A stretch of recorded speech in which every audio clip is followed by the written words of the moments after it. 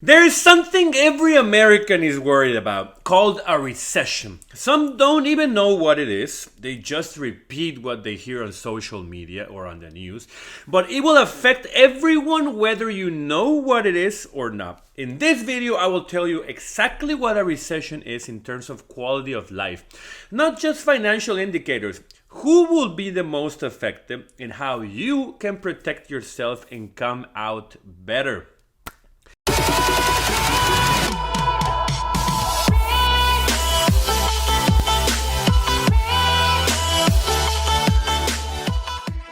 Hi there, welcome to your channel, The Foreigner in America, where I teach locals and foreigners everything related to money and personal finances, including investing in the markets, real estate, your side hustles, and everything in between. So if you're someone like myself who wants to achieve greater wealth in life, you don't settle for pennies but for Benjamins and loves money, please subscribe to this great channel and hit that bell so you don't miss any one of my 2 weekly videos. Also check out my Instagram, TikTok, and blog under The Foreigner in America, and my book, which is a very solid read for everyone wanting to be above average in their lives. And I will leave a link below for you to check out. So, without further ado, let's begin. Let's start with what a recession is. It is when the economy has 2 negative GDP quarters, so 6 months of the gross domestic product declining. That's it.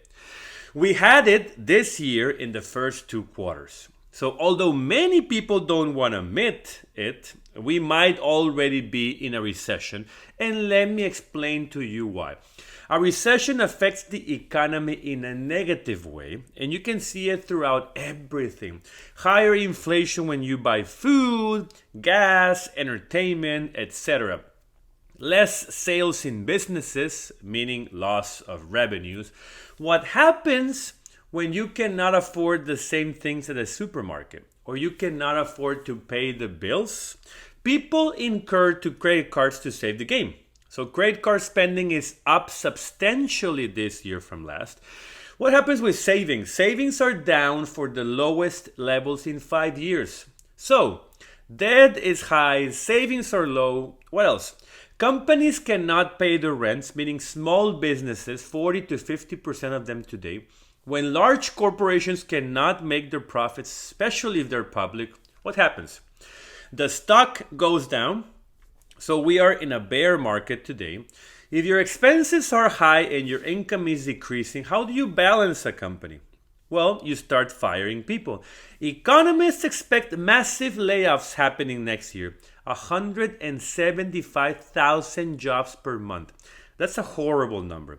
And many people who get another job in less than 3 to 6 months will not be making the same money. Then you have people like Jeff Bezos saying to take care of your money because things are not good and will get worse.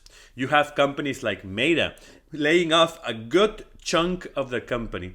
And Twitter, whose change in ownership made severe change in the workplace. So I'm not criticizing or applauding what Elon has done in Twitter. I think it's a normal thing.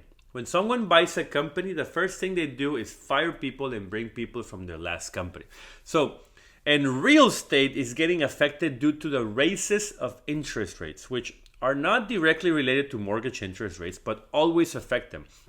I believe the rates will get to 10% and will dramatically affect the possibility of home ownership in this country. So after all this negative news surrounding the outcome of 2023, what should you do to protect yourself? Let me tell you, so stay with me.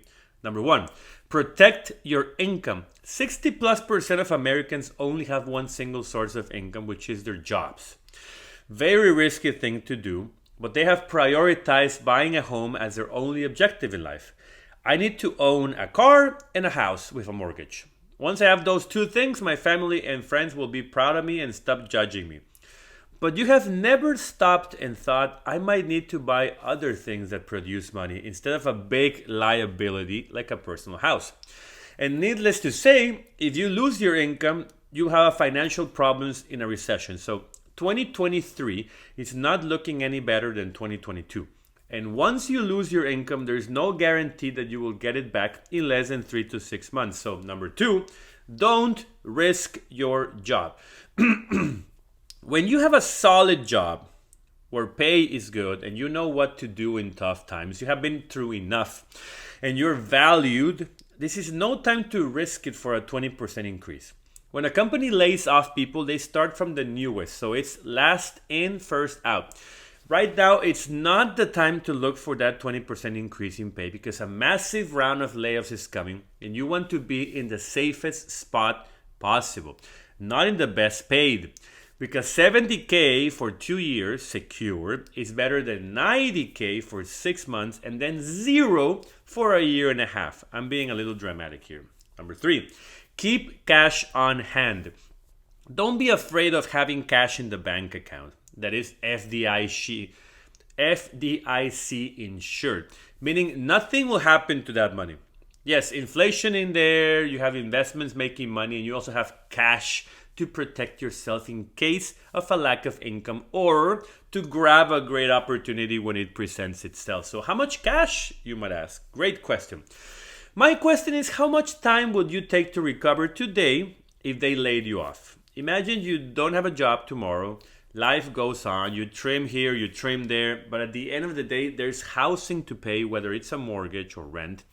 There's gas to fill up, there's food to buy, and you gotta leave the house sometime or you will go crazy. All those things cost money, and when you don't have your job or your main source of income, well, you need to dig into your savings. So, can it be 3 months, 6 months, or 12 months? Every person is different, so don't put yourself in a situation where you run out of cash and you still haven't found a job. Number 4, don't stop investing if you can. Let's be real here. If you only have money for one thing, whether it's food on the table or investing on index funds, guess which one you have to prioritize? You guessed right.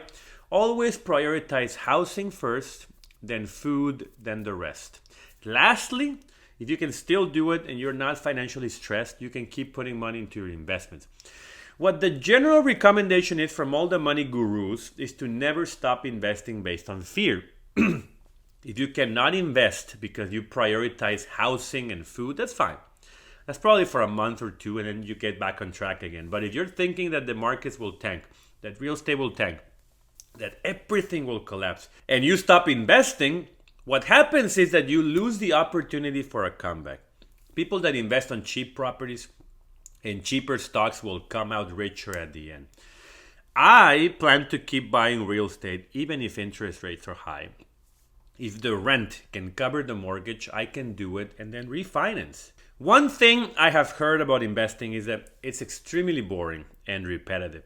Well, you can make it as interesting as you want. If you buy and hold an index fund and you do nothing else, of course it's going to be boring. But if you invest on real estate properties, if you invest on a business either of your own or another person, if you lend money or buy and sell stuff for a profit, etc., those are all more interesting and more lucrative than index funds or mutual funds. I'm not saying you should stop using index funds or mutual funds. They're an incredible way to slowly and progressively make money in time. But try diversifying into other ventures that will make you more money and also be more interesting to manage, like real estate. Remember, real estate is not only buying a house and renting it. It's also duplexes, triplexes, and quads. Then commercial apartments, offices, strip malls, industrial, farmland, etc. Even REITs, in which you're only a passive investor in a pool of money for a big project. So whoever holds their job the longest, their income the longest, their cash on hand the longest, and is careful about their spending these next 2 years will come out the best in a recession. The rest will be slaughtered. But remember, take control of your life and take control of your money. Thanks a lot for watching this video. If you found useful information, give me a like and subscribe. Hit that bell so you don't miss any one of my 2 weekly videos as soon as they come out. So have a great day. Don't lose any money and I'll see you next time.